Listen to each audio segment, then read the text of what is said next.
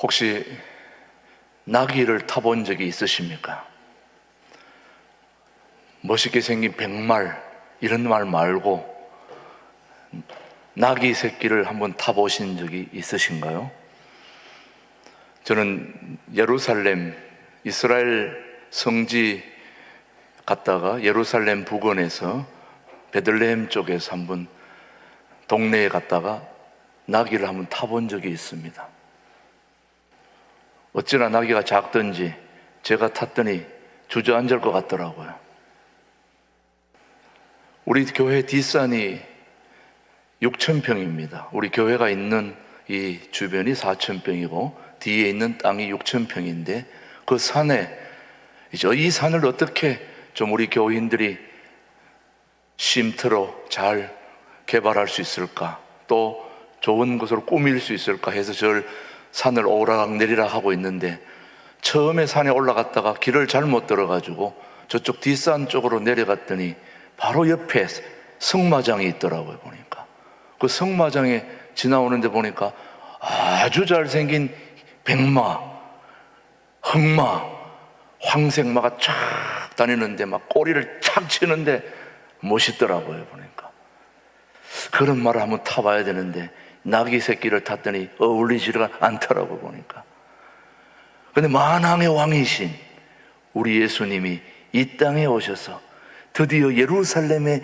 입성을 하시는데, 김정은이도 백마를 타고 백두산에 갔는데 만왕의 왕이신 예수님이 뭘 타고 예루살렘에 오셨나요?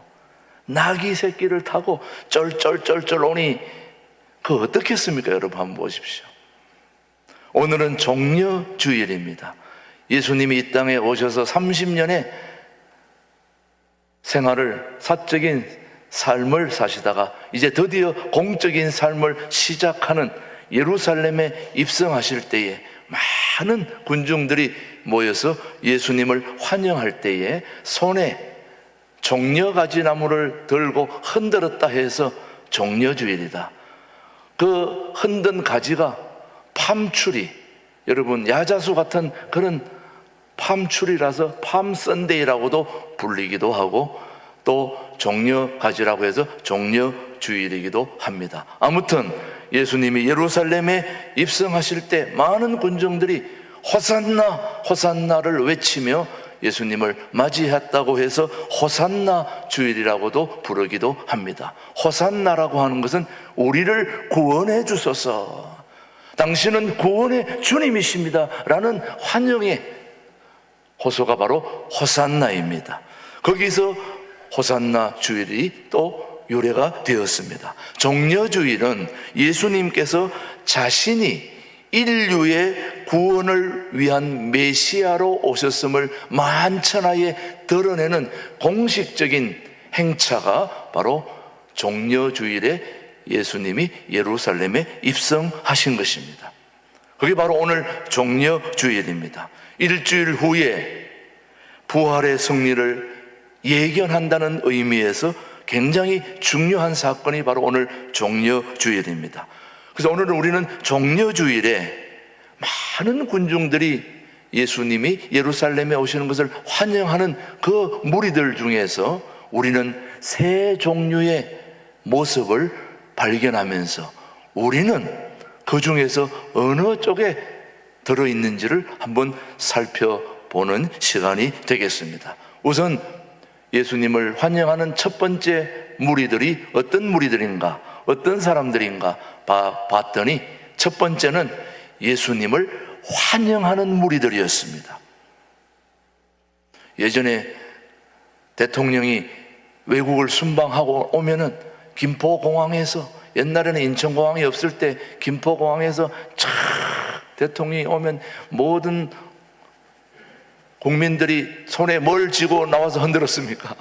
태극기를 막 흔들었는데, 지금 예루살렘에 입성하는 예수님 앞에 있는 군중들은 종려나무 가지를 흔들면서 예수님을 환영하고 있는데, 첫 번째 무리가 바로 주님을 환영하는 무리들입니다. 오늘 한번 말씀, 본문 마태복음 21장 9절 말씀입니다. 시작. 앞에서 가고 뒤에서 따르는 무리가 소리 높여 이르되 호산나 다윗의 자손이여 찬송하리로다. 주의 이름으로 오시는 이여 가장 높은 곳에서 뭐한다? 호산나 하더라. 앞에서 뒤에서 무리가 소리질러 호산나를 외쳤다는 거죠. 예수님이 예루살렘에 입성하실 때 엄청난 인원들이 나왔는데 역사적인 자료에 의하면 약 250만 명이 모였다고 그렇게 말합니다. 그런데 이게 전혀 경찰 추산, 본 주최 측 추산 이렇게 따지면 서로 다르긴 합니다만은 근거가 전혀 없는 건 아닙니다. 그 당시 6월절에는 반드시 10명의 가족들이 한 마리의 양을 잡아야 했습니다.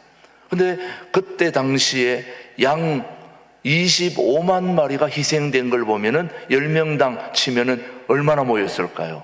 250만이 모였을 것으로 그렇게 추산을 합니다. 그렇게 많은 사람들이 6월절을 지키기 위해서 예루살렘에 모인 것입니다. 엄청난 숫자이죠. 그 많은 사람들이 예수님을 다윗의 아들이라고 불렀고 주님의 이름으로 오시는 분이라고 그렇게 칭송을 했습니다. 그런데 그들이 이토록 예수님을 환호한 이유가 무엇이었냐 이거죠. 열심히 태극기는 흔들었는데 누가 왔냐 이거예요. 예수님을 모세와 같은 민족의 해방자로 정치적인 왕으로 기대하고 외쳤기 때문이죠. 그들의 노래는 이스라엘의 회복과 영광에 대한 기대에서 나왔습니다. 당시 로마의 압제에서 민족을 해방해 시켜주는 민족의 지도자일 뿐만 아니라 메시아가 될 줄로 알고 그들은 호산나를 외쳤던 것입니다. 호산나 호산나, 우리를 지금 이 억압으로부터, 이 매인 것으로부터 우리를 자유하게 해달라고 호산나를 외치며 메시아를 환영했던 거죠. 호산나 다윗의 자손 오시는 이여 주님을 나귀에 자신들의 겉옷을 깔고 얹고 종려나무 가지를 길에 펴고 흔들면서 호산나 다윗의 자손이여 우리를 구원해 주소서 그렇게 외치고 있는 것입니다. 어떤 이들은 벌써 예수님이 왕위에 오를 것으로 기대하고 나름대로 꿈을 가지고 참여한 무리도 있습니다. 막연히 참여한 행렬의 무리들도 있습니다. 물론 거기에는 주님을 진심으로 맞이하여 찬양하는 사람들도 있지만 군중 심리에 휘말려 가지고 외치는 사람들도 있습니다. 우리가 때때로 무리들이 많다 보면은 좀 뭐 하는 데인가 하고 가서 끼웃거리다가 뭐가 막 외치면 나도 모르게 같이 뭔지도 모르고 외칠 때가 있다 이 말이죠. 군중 심리다 이게. 군중 심리. 나는 그럴 마음이 없었는데 따라갔다는 거죠. 나는 예수님 환영할 마음이 없었는데 군중들이 하도 많아서 가서 봤더니 호산나 호산나 외치길래 나도 모르게 막 외쳤다는 거예요. 그러면서 나중에 예수님을 만난 자들도 있고 또 그렇게 외치다 간 사람들도 있습니다. 아무튼 머지않아 예수님을 또 십자가에 못 박으라고 돌변할 사람들도 그 속에 있다는 말씀이죠. 그러나 주님은 사람들이 어떻게 하든지 거기에 관계없이 많은 사람들이 모여서 나를 지지하든 지지하지 않든 예수님은 하나님께서 정해주신 그 길을 꿋꿋하게 가신 분이 우리 주님이십니다.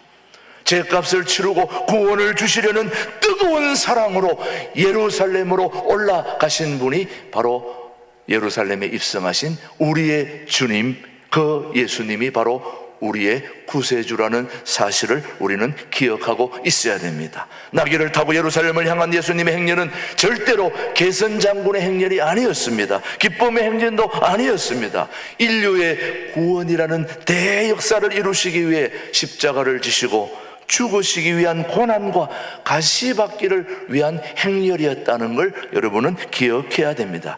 그러므로 오늘 종려주일은 이제 내일부터 시작되는 한 주간의 고난 주간의 시작이라는 걸 기억해야 됩니다. 슬픔과 탄식의 시작입니다. 예루살렘이 예수님이 이제 내일부터 한 주간의 고난의 시작이 시작되기 때문에 우리도 마찬가지 그것을 기억하면서 오늘 이 환영의 무리들을 한번 생각을 해 보는데, 오늘 우리 신앙인들은 그리스도의 고난에 동참하는 마음을 가지고 엄숙하게 보내는 절기가 바로 고난주일, 고난주간이요 또 사순절인 것입니다. 메시아로 초라한 나귀를 타고 입성하는 주님의 모습에서 우리는 우리의 구속주요 메시아이신 예수님의 겸손과 온유에 대해서 우리는 함께 묵상을 해야 될 것입니다. 첫 번째, 예루살렘에 입성한 예수님을 환영하는 무리들이 있었다는 걸 기억하십시오. 그 무리들에는 반드시 또 예수님에게 돌을 던질 사람들도 있었지만, 아무튼 예수님을 환영하는 첫 번째 무리들, 두 번째, 예수님을 죽이려는 사람들이었습니다. 예수님을 뭐 하는 사람들요? 죽이려는 사람들. 첫 번째는 환영했던 무리들인데, 이번에는 예수님을 죽이려는 무리들이었습니다. 종려주일에 나타나는 또 하나의 행렬은 눈에 크게 드러나지는 않지만은 예수님을 시기하고 모함하고 죽이려는 무리들이 그 속에 있었다는 거죠. 우리 마태복음 21장 10절 말씀에 한번 보십시오. 시작. 예수께서 예루살렘에 들어가시니 온 성이 소동하여 이르되 이는 누구냐 하거늘. 자체 누구냐? 예루살렘에 들어가시니 온 성이 소동하여 이르되 이는 누구냐 하고 물었더니 10절 말씀에는 그렇게 물었는데, 이때 소동이 일어났다 그렇게 했습니다. 당시 전통과 간섭에 젖어 사는 관념, 간섭적인 종교 지도자들에게는 예수님은 미움의 대상이 되었다는 말씀이죠. 왜냐하면 종교 지도자들은 자기들보다 더 자유롭게 백성들의 마음을 흔들어 놓는 예수님이 마음에 들지 않았던 거죠. 그래서 당시에 대제사장 종교 지도자들 자신의 고정관념과 전통에 도전하는 그런 예수님을 못마땅하게 여겼고, 결국 그들은 이 예수님을 죽이려는 음모를 꾸몄던 자들이 그 당시 종교 지도자들이었습니다. 자, 종교 지도자들 누구보다도 성경을 가장 많이 알고 교회를 가장 잘 알고 하나님의 아들 예수 그리스도의 존재와 역할에 대해서 가장 잘 알아야 하는 사람들이 모여가지고 지금 누구를 죽이려고 하고 있습니까? 예수님을 죽이려고 하고 있다는 것을 기억해야 됩니다. 죄송하지만 우리 교회 안에도 누가 문제를 일으키는지 여러분 잘 생각해야 됩니다. 교회를 잘 모르는 사람들이 문제를 일으키지 않습니다, 여러분. 교회를 잘 아는 사람들입니다. 성경에 대한 지식이 남보다 좀 더 있다고 생각하는 사람들이 문제를 일으키는 것입니다. 교회 안에서 하나님의 영광을 가리우고 부득한 일을 하는 사람들이 누구냐 이거예요. 예수님을 모르는 사람들은 이렇게 하지 않습니다. 예수님을 잘 아는 예수님 사촌 같아 보이는 사람들이 교회에서 언제나 문제를 일으킨다는 사실을 우리는 기억해야 됩니다, 여러분. 오늘 우리 교회는 그런 분이 없으리라고 생각합니다만은 우리 교회 전반적으로 볼 때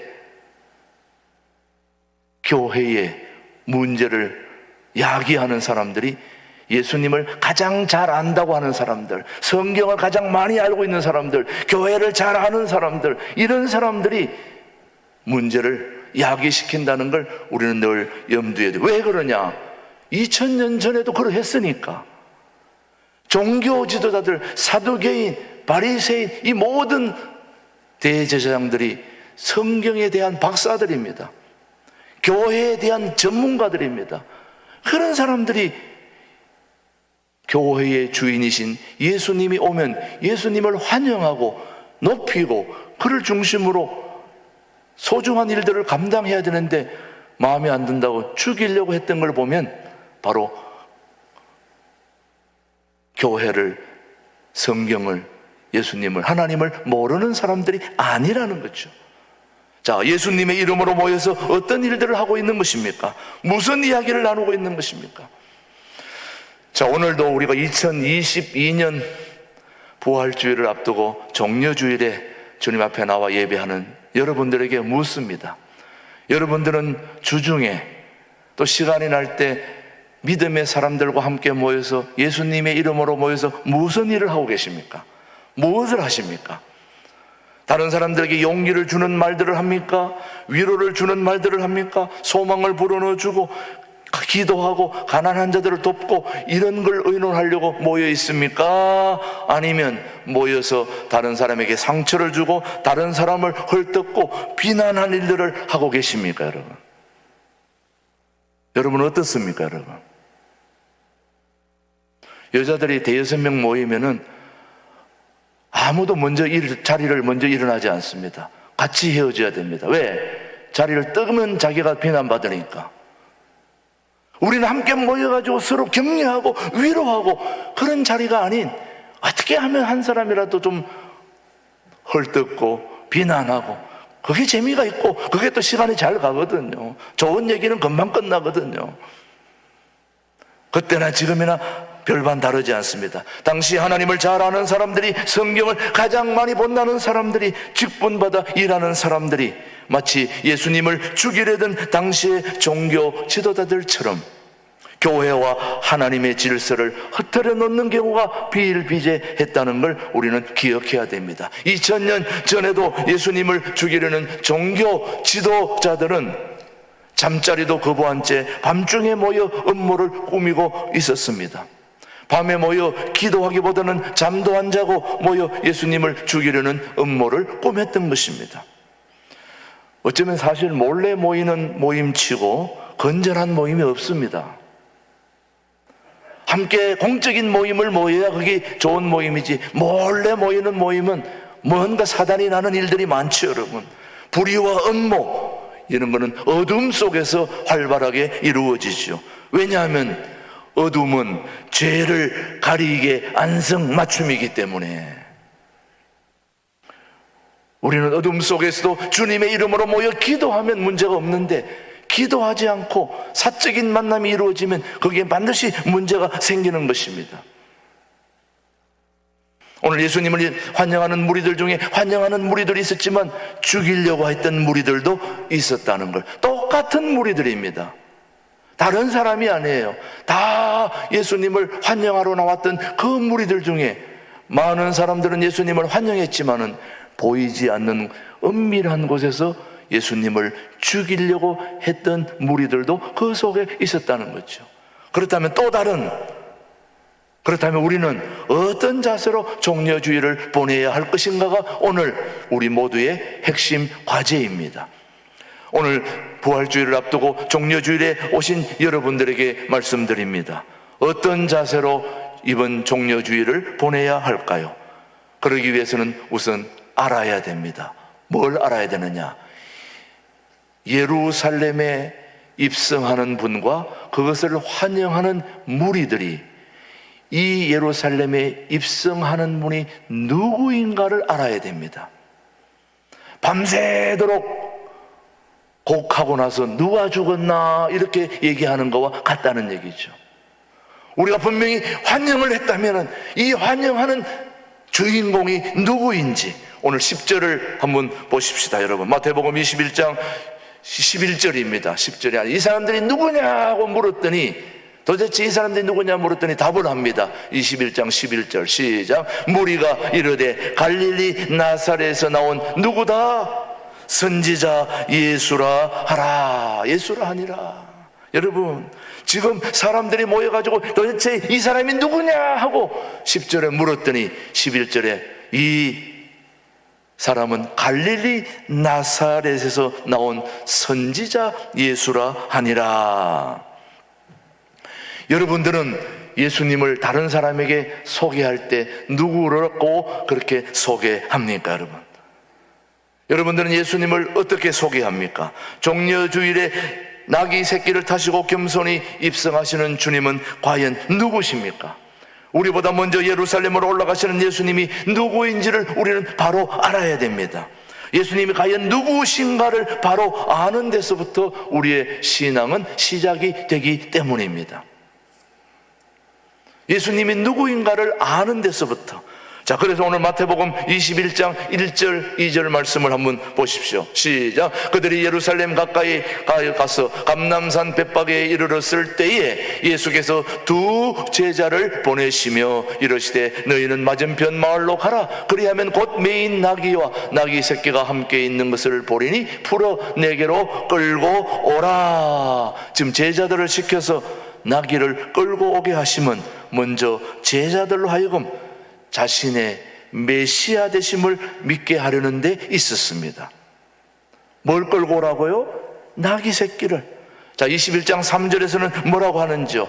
만일, 시작. 만일 누가 무슨 말을 하거든 주가 쓰시겠다 하라. 그리하면 즉시 보내리라 하시니. 나귀를 끌고 올 때 주인이 왜 이 나귀를 끌고 가냐 물으면 누가 쓰겠다고 얘기하라 그러니까 주님께서 쓰겠다 그렇게 말씀을 하라는 얘기입니다. 예수님은 자신이 주가 되심을, 그리스도 메시아가 되심을 말씀하고 있는 것입니다. 마태복음 계속해서 21장 4절 5절 말씀을 한번 보십시오. 시작. 이는 선지자를 통하여 하신 말씀을 이루려 하심이라 일렀으되 시온 딸에게 이르기를 너 왕이 내게 임하나니 그는 겸손하여 나귀 곧 멍에 매는 짐승의 새끼를 탔도다 하였느니라.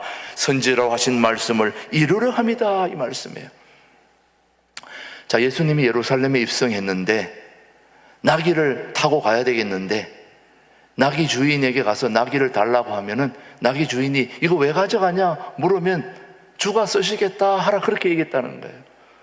여러분, 그는 우리가 나귀가 있으니까 그러지만 우리는 소를 생각해 보시면은 우리 집에 송아지 새끼가 있는데 누가 와서 송아지 새끼를 끌고 가겠다 그러면 여러분들은 송아지 새끼 그냥 끌고 가라 그럽니까? 안 된다고 얘기하겠습니까?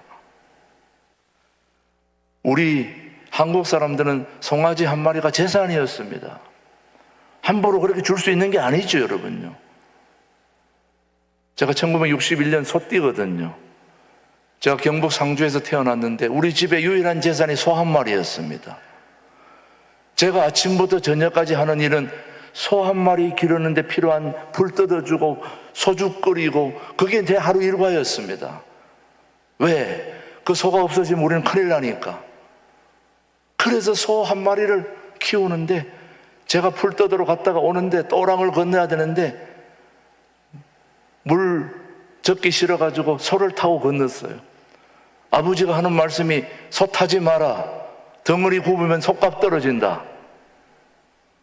근데 타지 말라고 그랬는데 볼 때는 안 타지만은 안 볼 때 소를 타고 제가 다녔어요. 물에 들어가기 싫어가지고 소를 타고 있는데 한 번은 소를 타고 동네에 아스팔트 한번 깔아놔가지고 얼마나 좋은지 그 위에 소를 타고 오는데 갑자기 벌이 소 엉덩이를 싸가지고 제가 타고 있는데 갑자기 소가 팍 뛰면서 막 달리는데 제가 말은 안 타봤는데 아마 그런 기분이 갔을 것 같아요. 소를 타고 잡을 때가 있어야지, 여러분. 말은 잡을 때가 있지만 소는 잡을 데가 없어요.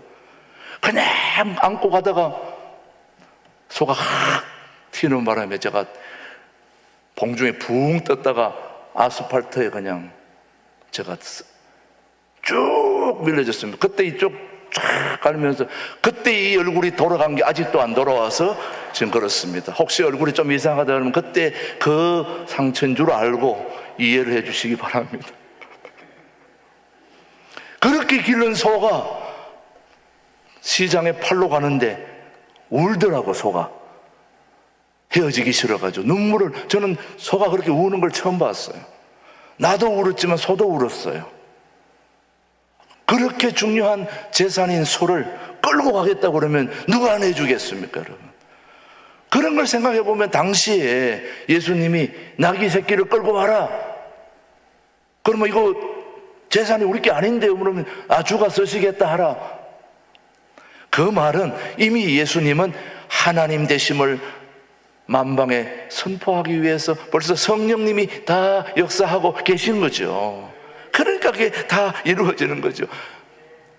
예수님이 오시는 것은 이미 구약 시대에 다 벌써 얘기를 해놨습니다. 이사야서 62장 11절 말씀을 한번 보십시오. 똑같은 말이 거기에 나옵니다. 시작. 여호와께서 땅 끝까지 선포하시되 너희는 딸 시온에게 이르러 보라 내 구원이 이르렀느니라. 보라 상급이 그에게 있고 보응이 그 앞에 있느니라 하셨느니라. 말씀을 인용해서 예수님이 자신이 이미 구약에서 말씀하신 메시아라는 사실을 더욱 확고하게 나타내고 평화와 겸손의 상징인 나귀 새끼를 타고 입성하심으로써 정치적 메시아가 아닌 평화와 겸손의 왕이심을 선언한 거죠. 여러분, 정치적 메시아라면 백마를 타고 김정은이처럼 백두산 왔다 갔다 해야 되겠죠. 그러나 우리 주님은 사람들에게 쇼하는, 쇼맨십하는, 보여주는 그런 하나님이 아니라 만왕의 왕이시지만은 겸손하게 나귀를 새끼를 타고 쫄쫄쫄쫄 내가 얼마나 세상에서 형편없이 낮아질 수 있는가를 보여주시면서 십자가를 지고 부활하셔서 만왕의 왕이심을 드러낼 때는 완전히 대비가 되는 거죠. 그런 하나님이 나귀 새끼를 타고 그렇게 입성하는 걸 보면, 자, 마태복음 21장 6절 8절은 계속해서 우리에게 말씀하고 있습니다. 시작. 제자들이 가서 예수께서 명하신 대로 하여 나귀 새끼를 끌고 와서 자기들의 겉옷을 그 위에 얹음에 예수께서 그 위에 타시니 무리의 대다수는 그들의 겉옷을 길에 펴고 다른 이들은 나무가지를 베어 길에 펴고 종려가지를 흔들며 예수님을 승리의 왕으로 영접했지만 21장 9절은 계속해서 말씀합니다. 앞에서 가고 뒤에서 따르는 무리가 소리 높여 이르되 호산나 다윗의 자손이여 찬송하리로다. 주의 이름으로 오시는 이여 가장 높은 곳에서 호산나 하더라. 호산나라는 찬송을 부르므로 지금 구원하소서 주님을 증거하고 있는 것입니다. 왕으로 오시는 메시아에 대한 감격의 호칭이 바로 호산나입니다. 그 다음 마태복음 21장 10절로 11절 말씀은 계속 말씀합니다. 예수께서 예루살렘에 들어가시니 온 성이 소동하여 이르되 이는 누구냐 하거늘 무리가 이르러 갈릴리 나사렛에서 나온 선지자 예수라 하니라. 도대체 그렇게 열렬한 환영을 받고 예루살렘에 들어온 소동을 일으키고 있는 사람이 누구냐? 예수님이 누구냐 하는 것입니다. 갈릴리 나사렛에서 나온 선지자 예수였다. 오늘날 많은 사람들이 이는 누구냐는 질문을 예수님 이름 앞에서 제기합니다. 오늘 저와 여러분들은 예수님을 누구라 소개하고 있습니까? 다만 바라기는 예루살렘에 입성하신 예수님을 정치적 혹은 자신들의 이해관계를 따라서 호산나를 하지 말고 구세주로서의 호산나를 고백해야 될 것입니다. 여러분, 형식적으로 아멘 그렇게 하지 말고 왕으로 예루살렘으로 입성하시는 예수 그리스도는 누구냐? 바로 하나님의 아들로서 범죄한 인류의 구원자가 바로 예루살렘에 입성하신 예수님이라는 사실을, 인류 전체를 위해 희생제물이 되신 예수님은 평화의 왕이시고 희생의 왕이십니다.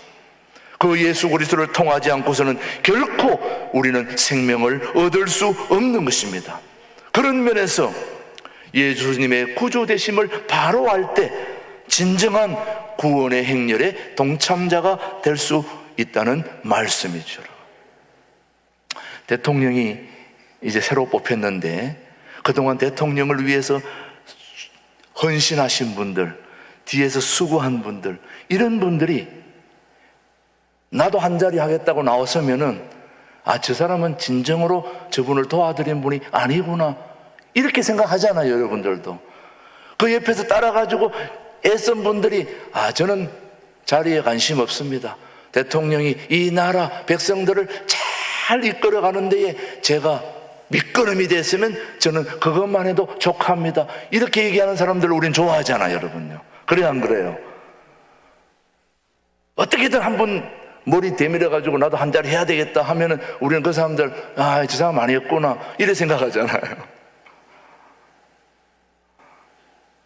예수님은 정말 정치적인 메시아, 많은 사람들에게 보여주기 위한, 쇼맨십 하기 위한 등장하는 그런 우리 하나님이 아니라 나귀 새끼를 타고 형편없이 그렇게 예루살렘에 입성하시면서 이제 완전히 역전돼서 부활의 주님으로 당당하게 오시는 그 모습을 바라보기 전에 우리는 그를 어떻게 하든 좀 기대가지고 뭔가 좀 덕을 보려고 하는 그런 사람들이 되어서는 아니라 예수님이 인류의 메시아로서 모든 백성들을 구원시키는 그런 구세주의 왕으로서 쓰임받게 하기 위해서 주님이 우리를 위해 희생당한 것처럼 우리도 희생의 자리로 내려갈 수 있을 때 우리는 진정한 종려주일에 우리의 모습으로 돌아가게 될 것이라고 저는 믿습니다. 오늘도 주님, 예루살렘에 입성하신 그 주님을 우리의 마음속에 구세주로 영접하고 우리도 환영하는 무리들로서 주님 호산나, 정말 우리를 구원해 주실 주님은 당신밖에 없습니다 라고 그렇게 진정으로 모시고 이번 한 주 동안 고난주간 특별 새벽기도에 참여하면서 우리는 어떻게 주님이 인류를 구원하는 일에 내가 쓰임받을 수 있을 것인가, 어떻게 낮아질 수 있을 것인가, 어떻게 겸손한 자리로 내려갈 수 있을까. 저도 예수님처럼 죽음의 자리로, 고난의 자리로 저도 함께 내려갈 수 있도록 성령님 저를 도와주시옵소서. 이런 다짐이 있는 종려주일이 되기를 주님의 이름으로 축복합니다. 기도하겠습니다. 하나님 아버지, 오늘도 끝까지 주님을 따라가는 우리 교우들로 축복해 주시고 종려주일에 우리를 불러주심을 감사하며 예루살렘에 입성하시는 예수님을 환영하는 무리들, 배반했던 무리들 가운데 우리는 예수님이 누구인가를 분명히 알고 헌신하며 끝까지 따르는 저희들 되게 하여 주옵소서. 예수님의 이름으로 기도드립니다. 아멘.